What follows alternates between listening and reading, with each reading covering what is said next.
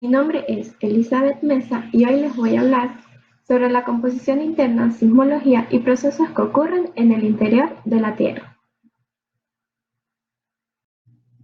La composición interna de la Tierra, desde la ambigüedad, siempre se ha querido dar explicación a lo que tenemos por debajo de la corteza terrestre, de dónde provienen los minerales, cuántos tipos de roca existen, qué capas tiene nuestro planeta. Son muchas las incógnitas que se han generado a lo largo de la historia y de lo que se quiere tener conocimiento. Desde que se iniciaron los estudios acerca de la Tierra, se han propuesto numerosos modelos para explicar la estructura interna de la misma. La parte de la geología que estudia la estructura y las distintas capas de la Tierra es la geodinámica interna. Nuestro planeta está formado por varios tipos de elementos que hacen posible la vida en la Tierra. Estos tres elementos son sólidos, líquidos y gaseosos. Estos elementos se encuentran en las distintas capas de la Tierra. Para comenzar a describir las capas de la Tierra debemos hacer dos diferenciaciones. Primero, se establece el criterio de la composición química, como podemos observar. Este es el modelo estático que es basado en la composición química de las capas. Atendiendo a la composición química, nos encontramos con la corteza, que es esta, el manto y el núcleo terrestre. El otro criterio es atendido a las propiedades físicas, que es basado en el comportamiento mecánico de los materiales, que se le conoce como el modelo mecánico, y viene dividido entre la litosfera, astenósfera, mesósfera y endósfera, los cuales veremos detalladamente más adelante.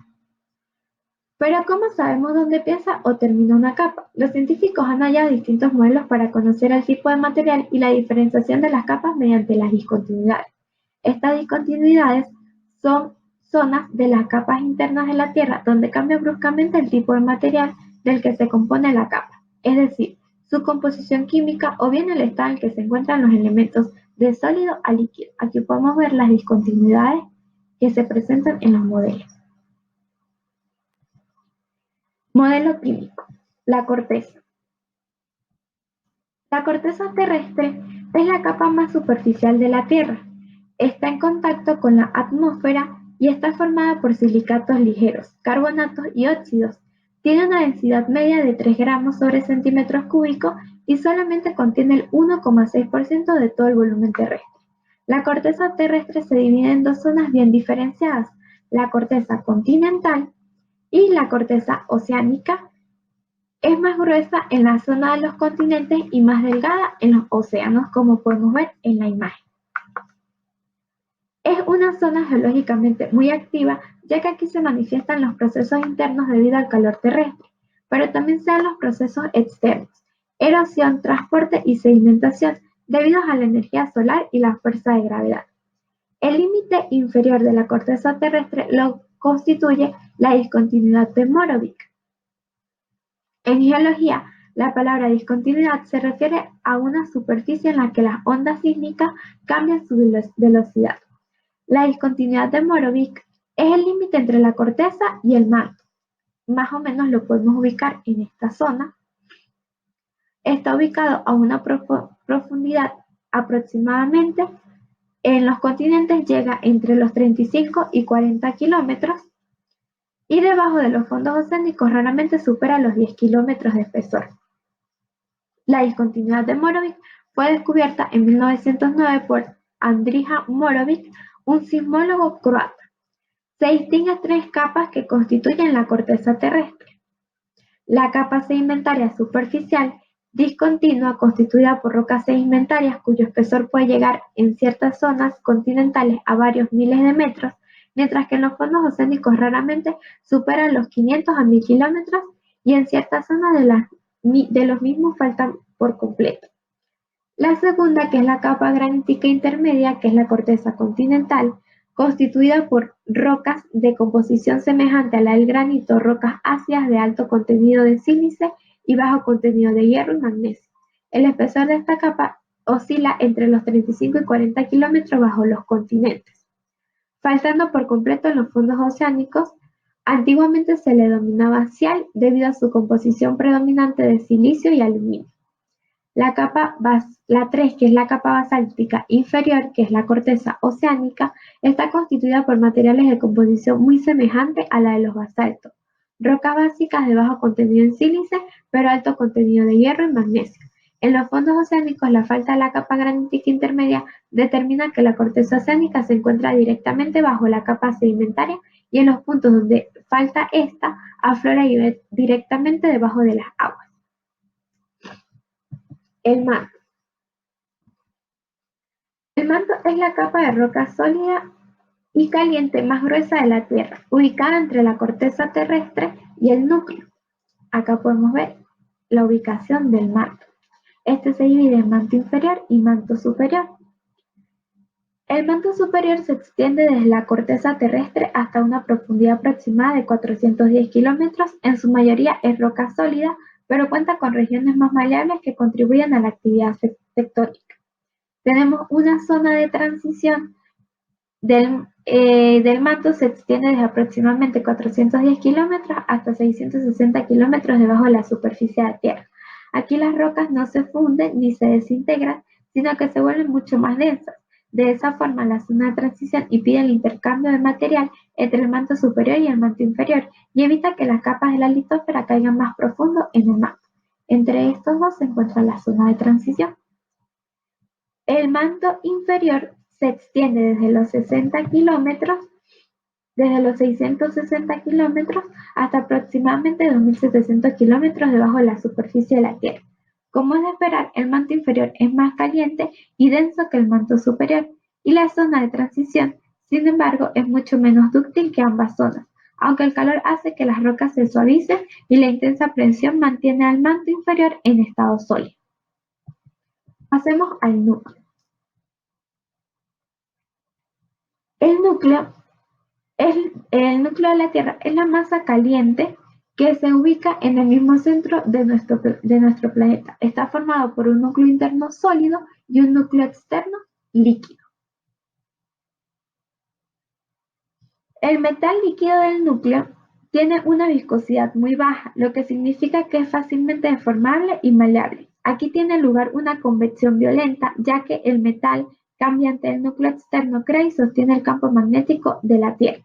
La parte más caliente del núcleo es la discontinuidad del imán, límite que supera al núcleo externo líquido del núcleo interno sólido.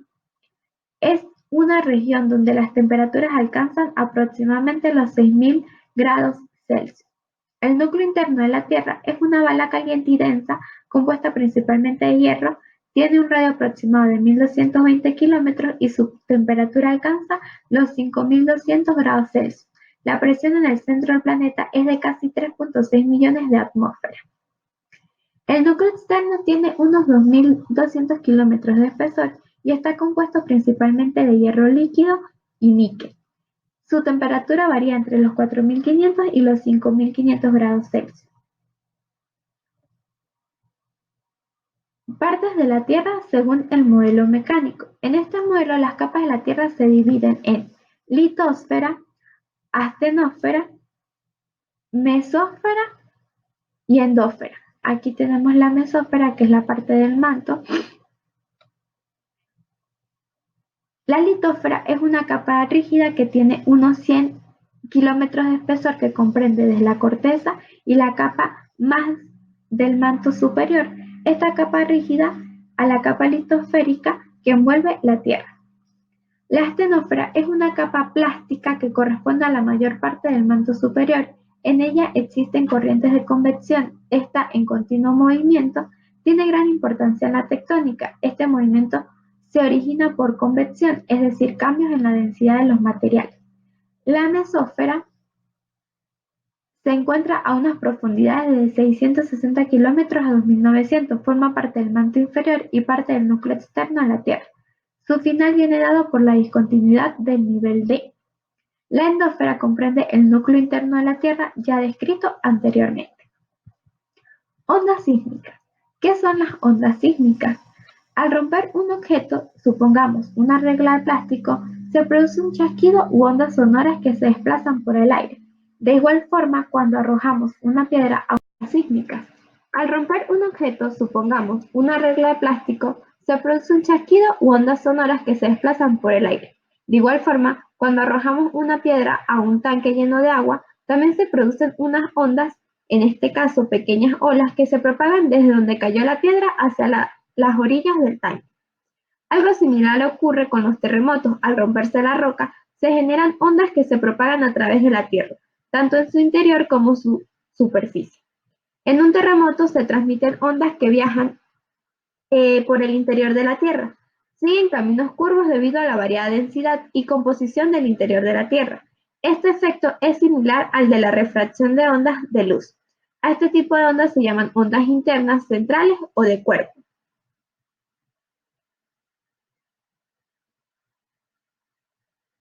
Ondas P, que son las ondas primarias, son ondas longitudinales, lo cual significa que el suelo es alternadamente comprimido y dilatado en la dirección de la propagación. Estas ondas generalmente viajan a una velocidad 1.73 veces de las ondas S y pueden viajar a través de cualquier tipo de material. Velocidades típicas son 330 metros sobre segundos en el aire, 1450 metros sobre segundo en el agua y cerca de 5000 metros sobre segundo en el granito. Las ondas S, que son las ondas secundarias, son ondas transversales o de corte, lo cual significa que el suelo es desplazado perpendicularmente a la dirección de propagación, alternadamente hacia un lado y hacia el otro. Las ondas S pueden viajar únicamente a través de sólidos debido a que los líquidos no pueden soportar esfuerzos de corte. Su velocidad es alrededor del 58% la de una onda P para cualquier material sólido. Usualmente la onda S tiene mayor amplitud que la P y se siente más fuerte que esta. Existe un tercer tipo de ondas llamadas superficiales, debido a que solo se propagan por las capas más superficiales de la Tierra, decreciendo su amplitud con la profundidad. Dentro de este tipo de ondas se pueden diferenciar dos modalidades denominadas ondas Rayleigh y ondas Love en honor a los científicos que demostraron teóricamente su existencia. Las ondas Rayleigh, cuando un sólido posee una superficie libre, como la superficie de la Tierra, pueden generarse ondas que viajan a lo largo de la superficie. Estas ondas tienen su máxima amplitud en la superficie libre, lo cual decrece exponencialmente con la profundidad, y son conocidas como ondas Rayleigh. La trayectoria que describen las partículas del medio al propagarse la onda es elíptica retrógrada y ocurre en el plano de propagación de la onda. Una analogía de estas ondas la constituyen las ondas que se producen en la superficie del agua. Las ondas Love, otro tipo de ondas superficiales. Estas se generan solo cuando un medio elástico se encuentra estratificado, situación que se cumple en nuestro planeta, pues se encuentran formados por capas de diferentes características físicas y químicas. Las ondas Love se propagan con un movimiento de las partículas perpendicular a la dirección de propagación como las ondas S, solo que polarizadas en el plano de la superficie de la Tierra, es decir, solo poseen los componentes horizontales a la superficie. Las ondas Love pueden considerarse como ondas S atrapadas en la superficie. Como las ondas Rayleigh, la amplitud de las mismas decrece rápidamente con la profundidad.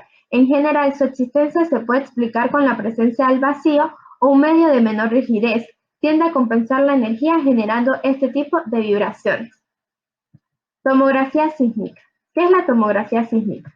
Cuando hablamos de tomografía sísmica nos referimos a la técnica capaz de hacer radiografías de la estructura interna de la Tierra, existente bajo su superficie, a partir de la lectura de datos que quedan reflejados en imágenes.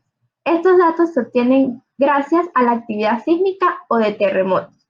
Las imágenes resultantes pueden estar tanto en 2 como en 3 dimensiones y reflejan las anomalías que existen por debajo de la superficie terrestre. La precisión del modelo resultante depende en gran medida de la disponibilidad de datos para su creación. La tomografía sísmica se basa en la inversión de residuos, diferencia entre tiempos de recorrido de las ondas P observados y teóricos. El proceso de inversión es un proceso iterativo en el que un modelo inicial se actualiza hasta dar lugar al modelo final.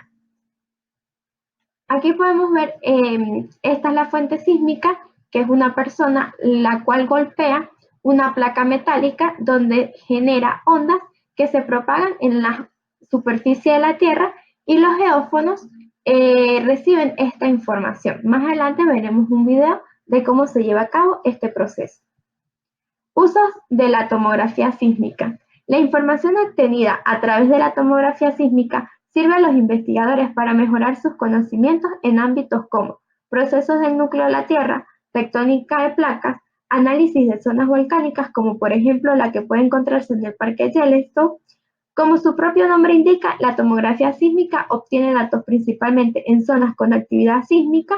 Esto implica que en vastas regiones de la Tierra con menor actividad sísmica obtienen menos datos, por lo que los modelos gráficos que resultan de la tomografía son menos precisos que los que se muestran en otras zonas. Al obtener resultados gracias a los datos que se recogen de terremotos y eventos similares, la tomografía sísmica es dependiente de estos eventos. Acá podemos ver un estudio geosísmico de una zona con falla y cómo el programa nos da los resultados de esta interpretación.